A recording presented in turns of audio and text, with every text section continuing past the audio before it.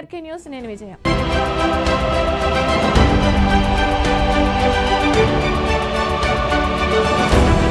Honeymoon murder 2.2 hit and run పేరుతో ప్రియుడితో కలిసి భర్తను చంపిన భార్య. గతేడాది మేఘాలయలో జరిగిన హనీమూన్ మర్డర్ దేశవ్యాప్తంగా సంచలనం సృష్టించిన విషయం తెలిసింది. తాజాగా ఈ ఉదాంతాన్ని ఆదర్శంగా తీసుకుంటూ మరో నవవధువు ప్రియుడితో కలిసి భర్తను చంపించింది. ఇందుకు హిట్ అండ్ రన్ను ఆయుధంగా వాడుకుంది. రోడ్డు ప్రమాదంగా కేసు నమోదు చేసిన పోలీసులకు దర్యాప్తులో భార్యే హంతకురాలుగా తేలడంతో ఈ కేసు కీలక మలుపు తిరిగింది.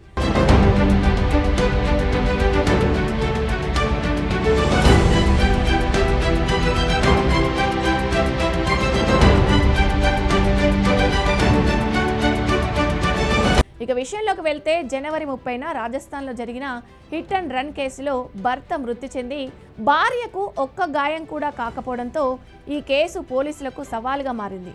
అయితే అన్ని కోణాలలో దర్యాప్తు చేయగా ఇది హిట్ అండ్ రన్ కాదు, పక్కా ఫ్రీ ప్లాన్ మర్డర్ అని తేలింది. ఇటీవల వివాహం చేసుకున్న నూతన జంట హనీమూన్కి రాగగా భర్తను చంపించడంతో ఈ కేసు చర్చనీయాంశమైంది. పోలీసులకు తెలిసిన వివరాల ప్రకారం రాజస్థాన్కి చెందిన ఆశీష్ అంజుకి 3 నెలల క్రితం వివాహం జరిగింది. అయితే హనీమూన్ కోసం ఈ జంట అదే రాష్ట్రంలోని ఓ ప్రాంతానికి వెళ్లారు. కాగా ఆశీష్తో అంజుకి పెళ్లి ఇష్టం లేకపోగా తనకు ముందే సంజు అనే యువకుడితో ప్రేమలో ఉంది.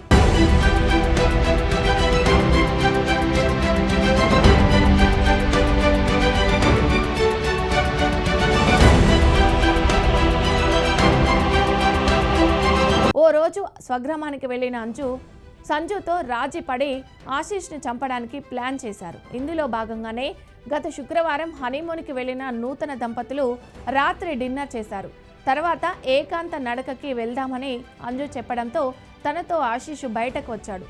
కాసేపు నడిచిన తర్వాత సంజుతో పాటు మరో 2 యువకులు ఆశీష్పై దాడి చేసి కత్తితో గొంతు కోసి చంపారు. దానిని రోడ్డు ప్రమాదంగా చిత్రీకరించారు. అనంతరం అనుమానం రాకుండా ఉండేందుకు అంజు తన చెవిదిద్దులను తీసి వారికిచ్చి దొంగతనంగా మార్చింది. ఆ తర్వాత రోడ్డుపై అపస్మారక స్థితిలో పడిపోయినట్లుగా నటించింది. కాసేపటి తర్వాత నూతన దంపతులను రోడ్డుపై గమనించిన స్థానికులు పోలీసులకు సమాచారం అందించడంతో అక్కడికి చేరుకొని వారిని స్థానిక కమ్యూనిటీ హెల్త్ సెంటర్కి తరలించారు. అక్కడ ఆశీష్ చనిపోయినట్లు వైద్యులు ధృవీకరించారు. కాగా అంజు ఫిర్యాదు మేరకు హిట్ అండ్ రన్గా కేసు నమోదు చేసుకున్న పోలీసులకు దర్యాప్తులో అనుమానాలు తలెత్తాయి. వాస్తవ పరిస్థితులకు అంజు సాక్ష్యాలకు పొంతన లేదని అనుమానం రావడంతో వారి మైండ్లో మేఘాలయ మర్డర్ ప్లాన్ మెదిలింది. ఆశీష్ ఒంటిపై గాయాలు ఉండడం, అంజు శరీరంపై ఒక్క గాయం కూడా లేకపోవడం పలు అనుమానాలకైతే దారితీసింది. ఇక మరోవైపు పోస్ట్ మార్టం నివేదికలో ఆశీష్ గొంతు కోసి చంపినట్లుగా వెల్లడైంది. అంజు ఫోన్ రికార్డుల ప్రకారం సంజుతో నిత్యం కాల్స్ మాట్లాడుతున్నట్లుగా నమోదైంది. దీంతో మరింత గట్టిగా విచారణ చేపట్టిన పోలీసులు భార్య తన ప్రియుడితో కలిసి భర్తను హత్య చేసినట్లు నిర్ధారించారు. సంజు అతని సహచరులు రోహిత్ సిద్ధార్థతో కలిసి చంపించినట్లుగా తేల్చారు. అంజుతో పాటు 3 నిందితులను అరెస్ట్ చేసినట్లు ఎస్పీ అమృత దోహాన్ వివరించారు. ఇక మేఘాలయ హనీమూన్ మర్డర్ కాగా గతేడాది మే నెలలో వివాహం తర్వాత రాజా రఘువంశీ అలాగే అతని భార్య సోమన్ తన హనీమూన్ కోసం మేఘాలయకు విమానంలో బయలుదేరారు. 12 రోజుల తర్వాత అతని మృతదేహం అడవుల్లో దొరకడంతో దర్యాప్తు చేపట్టిన పోలీసులు సోనన్ హంతకురాలుగా గుర్తించారు. సోనను తన ప్రేమికుడిని రాజు కుషుహంతో కలిసి హనీమూన్ సమయంలో రాజాను చంపి దానిని ప్రమాదకంగా చూపించాలని ప్లాన్ చేశారు. సమీప జలపాతం సమీపంలో 3 కిరాయి వ్యక్తులతో కలిసి రఘువంశీని కొడవళ్లతో చంపించి మృతదేహాన్ని ఒక లోయలోకి విసిరివేశారు.